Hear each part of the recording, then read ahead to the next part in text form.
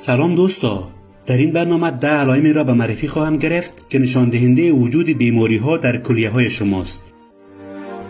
ما و شما وقتی مصروف کار و زندگی هستیم به خود و علائمی که در خود حس میکنیم کمتر توجه میکنیم و یا مجالی برای رسیدن به خود نداریم و درست زمانی متوجه سلامت خود میشویم که خدا ناخواسته به بیماری شدیدی مبتلا شدیم که در برخی حالات کار از کار گذشته و بیماریمان بسیار پیشرفته شده است. به خاطر جلوگیری از بیماری‌های ناگوار هر علائمی که در خود حس میکنید را جدی بگیرید. در ادامه به 10 تا از علائم یا نشانه‌های آشنا خواهید شد که بیانگر مشکلات صحی در کلیه‌های شماست. پس تا پایان بیننده باشید تا از سلامت کلیه‌هایتان مطمئن شوید. بیخوابی یا کمخوابی. قبل از همه اگر به وظیفه کلیه‌ها در بدن بپردازیم، همه می‌دانیم که کلیه‌ها مسئول دفع مواد سمی یا زهری بدن از طریق ادرار است و زمانی که کلیه‌ها به درستی کار نکنند، این مواد سمی در خون باقی مانده و سبب می‌شود شما به خواب نروید. پس اگر در خود بیخوابی یا کمخوابی بدون معالجه را می‌بینید، به پزشک مراجعه کنید تا کلیه‌های شما را بررسی کند. سردردی، خستگی و ضعف.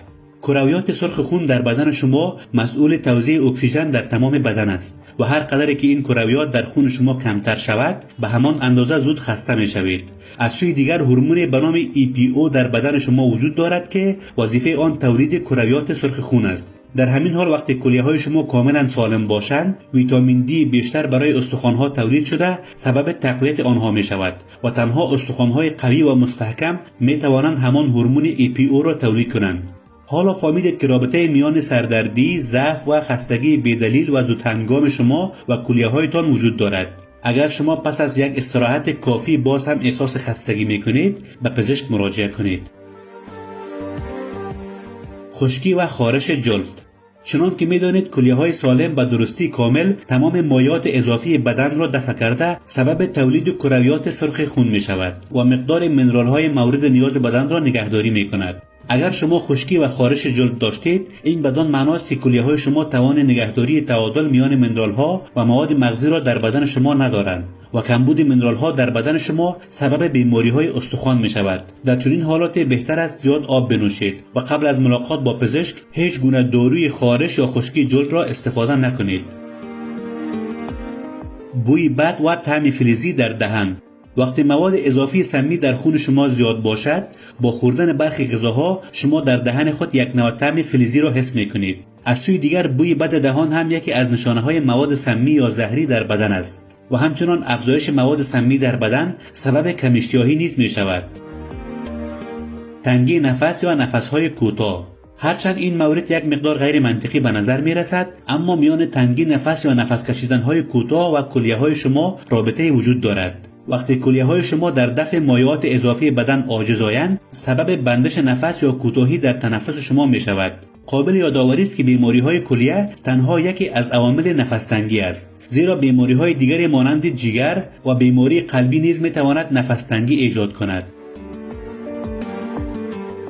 ورم کردن دست، پا و مچ‌ها. وقتی کلیه‌ها در دفع مایعات اضافی بدن درست کار نکنند، این مایعات سبب می شود تا منرال سدیم در بدن شما به مصرف نرسیده که در نتیجه دست یا پا و مچ‌های شما ورم کند. در چنین حالات ممکن است داروها بتواند پوندیدگی یا ورم دست و پای شما را از بین ببرد، اما بهتر است قبل از استفاده خودسر داروها به پزشک مراجعه کنید.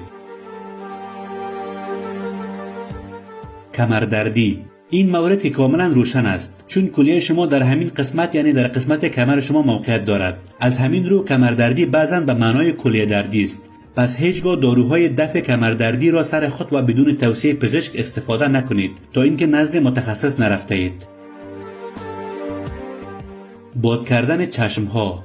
پوندیدگی یا باد کردن چشمها نیز یکی از عوامل اولیه بیماری در کلیه هاست. وقتی سیستم تصفیه در کلیه ها دچار مشکل شود، بجای اینکه پروتئین ها را به سایر اعضای داخلی بدن توزیع کند، آنها را از طریق ادرار دفع می کند که همین کمبود پروتئین سبب باد کردن اطراف چشم می شود. در صورتی که شما با وجود نداشتن مشکلات بیخوابی یا کمخوابی اطراف چشمهایتان باد می کند، به پزشکتان مراجعه کنید. فشار خون بالا. کلیه ها نیز مانند رشته های عصبی با تمام اعضای بدن ارتباط دارند. وظیفه کلیه ها برای خون هم دفع مایعات اضافی آنهاست. وقتی سلول های خون دچار مشکل شده و اکسیژن کافی به کلیه ها نرسید، کلیه ها قادر به تصفیه و دفع مواد اضافی نخواهند شد. از همین رو یکی از مهمترین علت های فشار خون بالا مشکلات در کلیه ها عنوان می شود. آمدن تغییرات در ادرارتان. چنان که گفتیم وظیفه کلیه ها دفع مواد اضافی بدن از طریق ادرار است و هر گاهی که تغییراتی چون افزایش دفعات، رنگ و بو را در ادرارتان مشاهده میکنید، آن را جدی بگیرید. اگر روزانه 4 تا 10 بار برای دفع ادرار می روید، شما مشکل ندارید. اما اضافه تر از آن می تواند نشانه از وجود مشکل در کلیه هایتان باشد و اگر رنگ و بوی ادرار شما نیز تغییر می کند، قطعا مشکلی در کلیه های شما وجود دارد.